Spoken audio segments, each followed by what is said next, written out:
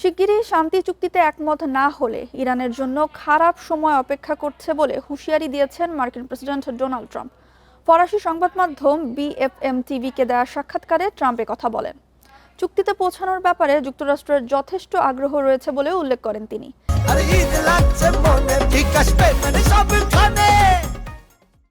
এর আগে ইরানের পররাষ্ট্রমন্ত্রী আব্বাস আরাগচি জানান, ট্রাম্প প্রশাসনের কাছ থেকে নতুন আলোচনার শুরুর ইঙ্গিত পেয়েছে তেহরান।